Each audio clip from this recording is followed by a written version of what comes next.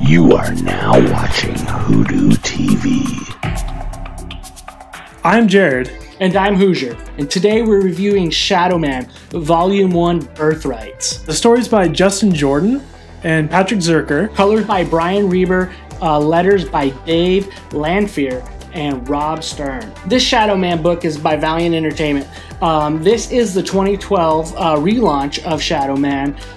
So it is a brand new starting point of where Shadowman kind of came from, hence the title Birthrights. This story features Jack Boniface. He's a guy living in New Orleans, jumping from job to job. Currently he's working at a museum, but he seems to kind of have charm to get by. A part of this book, we meet him when he's 10 years old, and he's receiving this amulet that his mother gives him. Shortly after she gave him that, she passed away in a car wreck. And now we meet Jack, and he's trying to figure out more about his parents, specifically his father. He doesn't know much about his father at all. He does learn that they are criminals, and it really kind of just tears up his world. And he does something that later is pretty stupid. He throws that amulet into the water. That amulet was actually protection for him that hid him from the Deadside. Yeah, the Deadside, which happens to be the stop for some or the way station for others as they pass into death. And so once Jack actually gets rid of that amulet, his protection goes away.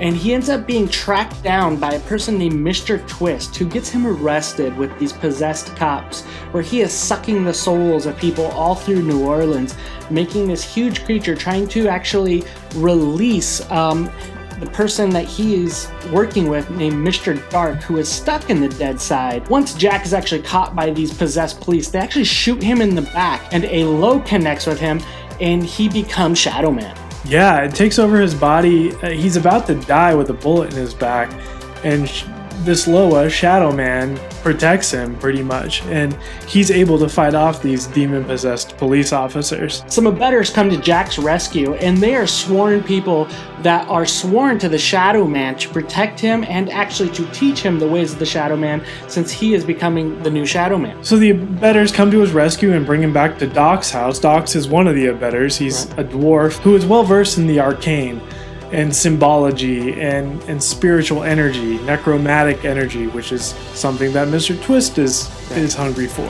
So while they're at Doc's house, Twist actually breaks in and he breaks through Doc's magical barriers and defense that he had. He was let in because Doc took a piece of Twist inside his barrier to study it, and what he didn't know is that piece could be used to bring all of Twist in, and so they're pretty screwed at this point. And Twist keeps growing in power, and Jack and Alyssa, one of the abettors, in a moment of not knowing really what to do, Alyssa stabs Jack. They go into the Deadside. Yeah, and this was to elicit the protection from the Loa again, to light him up as the Shadowman again. Aloha is actually a voodoo spirit. So when they get into the Deadside, Alyssa's actually in one location and Jack is in another. Alyssa's being surrounded by these hungry souls that have been sitting in the Deadside for so long, while Jack, he is approached by Jaunty. Jaunty. He's a cool character.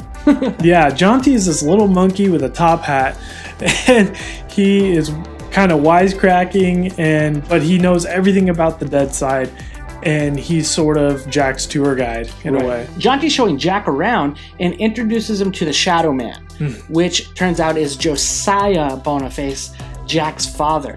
So Jack actually gets to learn that he is a part of this legacy, and at this point he decides to accept the mantle of the Shadowman. He was given that option to be Shadowman or go about his life as if nothing happened, but he's down there with Alyssa, who's surrounded by the souls, so he feels kind of pulled to actually take the mantle of the Shadowman. Yeah, in which he goes in with his scythe and destroys all the souls there. Meanwhile, back at Doc's house, Professor Twist has Doc like crucified up, and this portal opens up and Jack comes out with his scythe and just like stabs Twist to get in there. So Shadowman and Doc actually fight off Twist and send him to the dark side, but he starts to perform a ritual of sorts to try to bring Master Darque in. They actually block him off enough to have Master Darque be stuck in the Deadside. And that's where we kind of leave this book. So there's a lot going on in this. There's a lot of action, there's a lot of spiritual, supernatural stuff going on.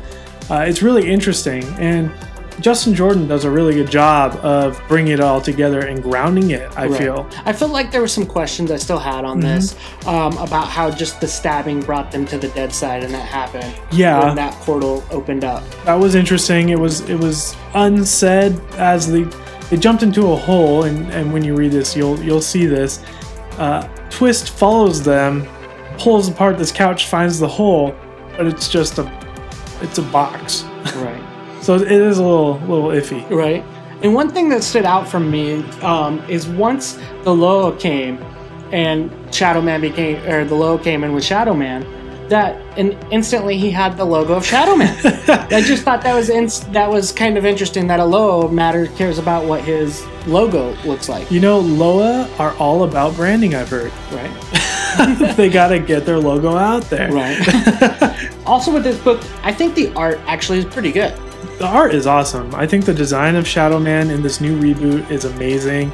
I especially liked his father, the way he was designed in this tattered trench coat, floating around with his scythe. He was weathered and tired, but he looked so badass. Right. And there's some really dark, grueling, bloody, gory pictures in this book as well. Totally. So, yeah. And then I just like the design of Jaunty. He's just a cool character look. Jaunty is fun. And that gritty feel, especially with the more morbid frames, is really brought to life with the coloring. It's nasty. Right? Funny you say brought to life. They're all dead. Exactly. But it is really good. So what are you thinking about this book? What would you say on this first arc?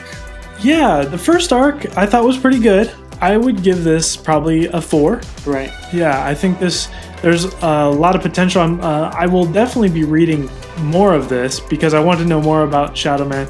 He's an awesome character. Maybe the story had a lot going on, and I think there's a lot more to learn about him. So I'd like to read more, and for this one, I'd give it a 4 for that. I think I'm right there with you. I'm going to give it a 4 too. All the way around, it's a good book. I like Shadowman. I wish there would be more Shadowman. I'm excited for the reboot of Shadowman. Yeah, I think that'll be awesome. Rapture's coming out soon, and we'll get to see a little bit more of him in that. Right. Yeah. If you want a pretty dark Shadowman book to read, I believe it was in 1997, Garth Ennis wrote a Shadowman. And I'm going to put a link to that trade down below. Check that out. Garth Ennis is a great writer, pretty deep, dark writer. He's also done the TV show Preacher.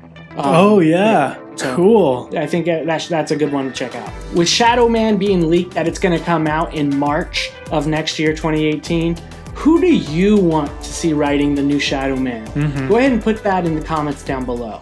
Thank you for watching WhoDooTV. We'd like to thank our friends at OutrightGeekery.com. For more things going on in comics, check out their website. The link is in the description. And to stay connected with our new videos, hit the subscribe button on YouTube. Like this video if you liked it. And if you have any comments or suggestions, make sure you put those in the comments, please. Yeah, or you can connect with us on Twitter, Facebook, and Instagram at WhoDooTV. We have the links in the description as well. As always, guys, thanks for watching WhoDooTV. Have a nice night.